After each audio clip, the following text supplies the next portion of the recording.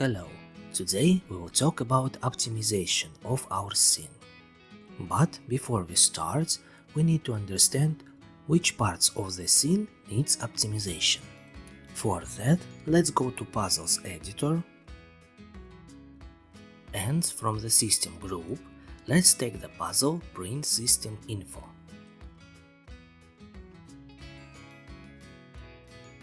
Now let's launch our app and press F12 to open the browser console. Now here we have all the feedback about our scene. First, render calls, they're pretty important. Basically that is a number of independently rendered objects. Then we have triangles count, all the materials that we have on a scene, all the textures that are being used, and etc. etc. Alright, let's start. First, let's work with the textures, not only their quantity, but also their size. Let's open our application folder and look at the textures that we have. We will start by optimizing the textures for the cover of the knife.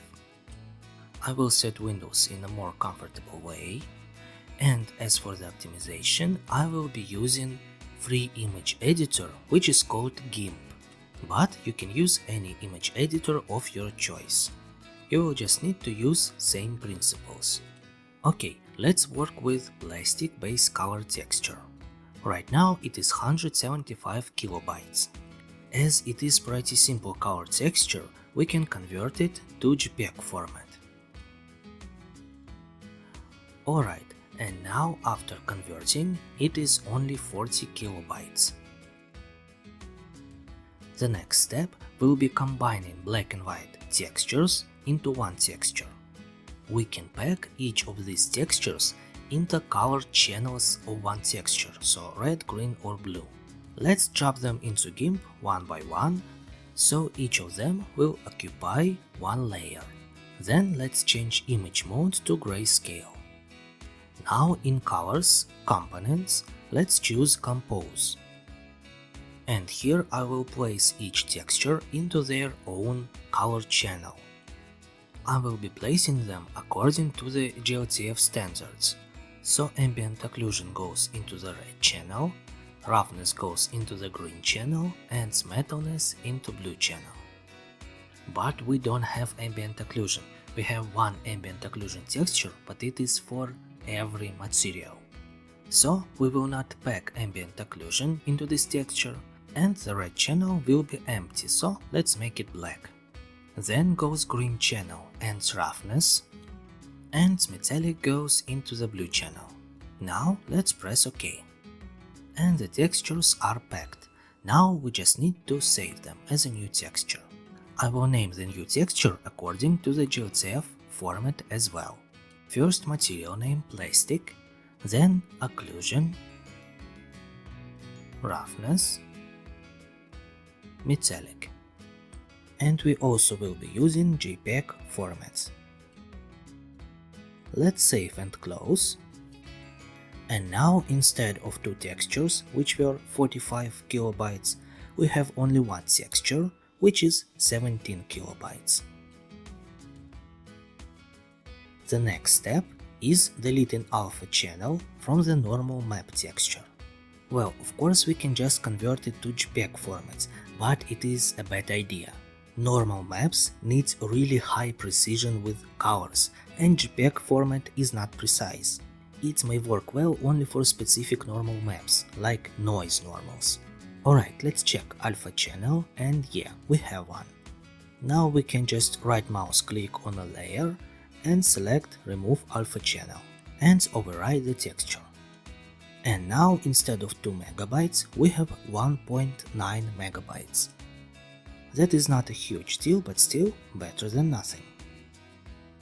Alright, the texture set for plastic material is done. Now we need to do the same for other two materials. But before that, let's also optimize ambient occlusion map. Let's drag it here and also convert it to JPEG.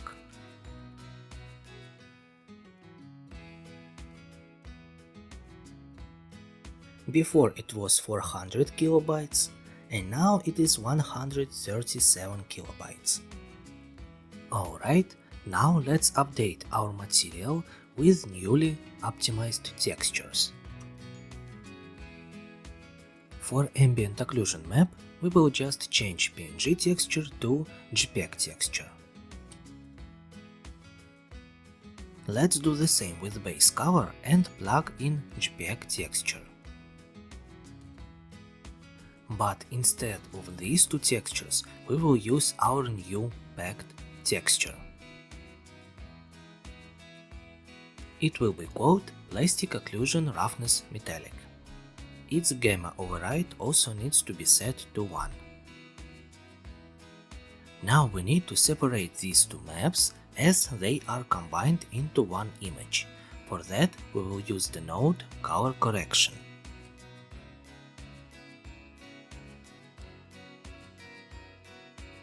We will need 2 of them. Let's plug them in, and the first color correction node will separate roughness from this texture.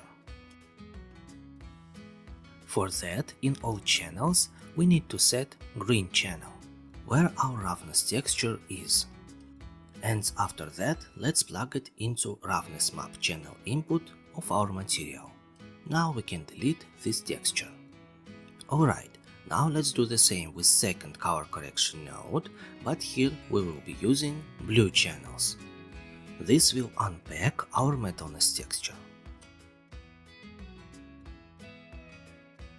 And let's plug it into metalness map input. Normal map will be here as is because we didn't change its format or name. And we are finished with this material's optimization. Now we have other materials to work with, but we can go even further and combine materials. So we will not be switching between materials when pressing the button, but we will switch between textures inside one material. So we can delete wood material and carbon material, and let's call this material color.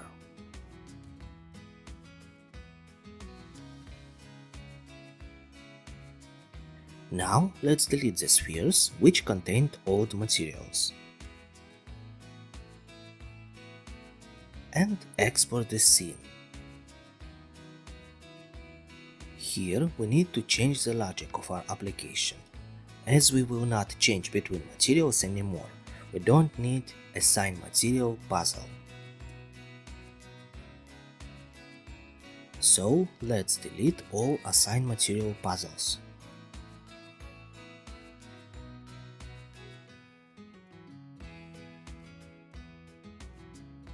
And instead of these puzzles, let's replace texture puzzle.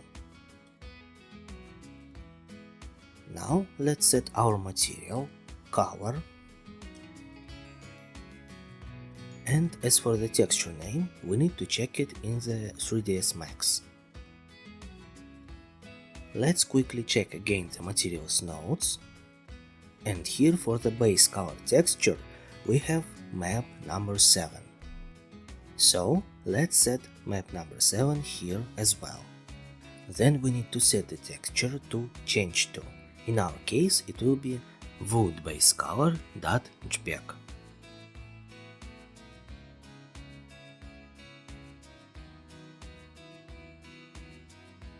Let's play the puzzles to try the logic, and here we go, the texture has changed. Now we need to use the same principle for other textures of this material. Let's check. First we need occlusion roughness metallic texture. It is map number 30. So let's set it here as well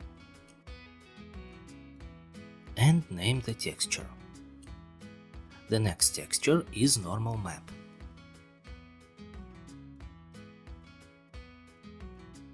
Normal map is number 9.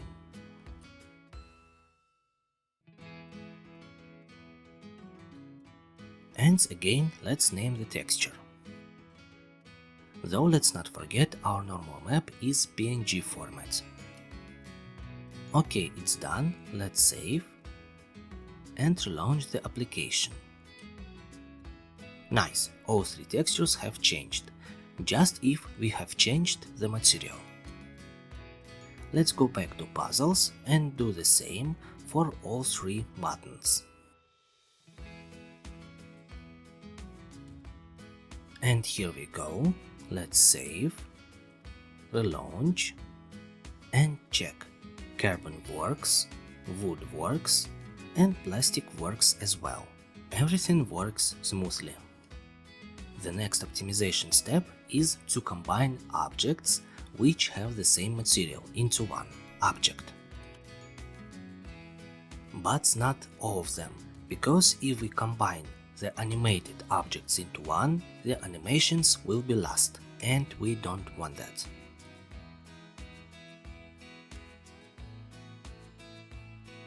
So we can only combine static objects, such as limiters and road. Let's check the info before we change. Let's go to console F12 and search for render calls.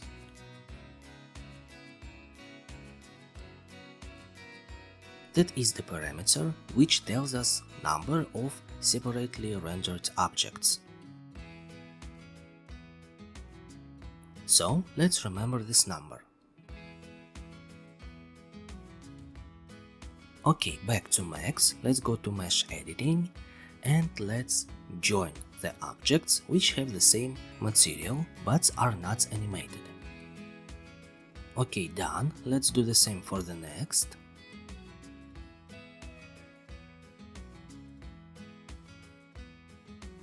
And done.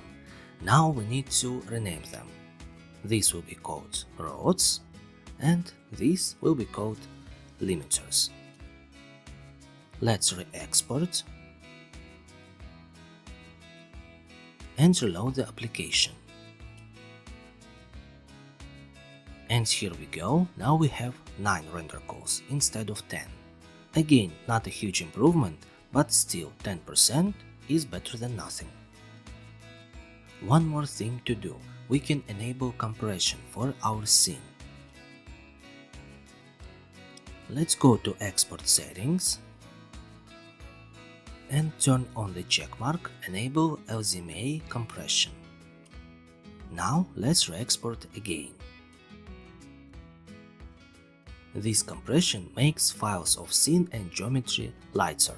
Let's open geometry folder and compare compressed and uncompressed files. This is uncompressed geometry file. It is 75 kilobytes, while the compressed file is only 9 kilobytes. Then uncompressed bin file of the scene is 1 megabyte, while the compressed is 400 kilobytes. Now we need to specify that compressed files will be the ones used when launching the application. For that, let's go to Puzzles into the Init tab. And from the initialization group, we need the puzzle Configure Application. Here we need to set the checkmark Compressed Assets on. Let's save it, and that will do it. Our application will be launched with compressed files. And that is all. See you in the next tutorial.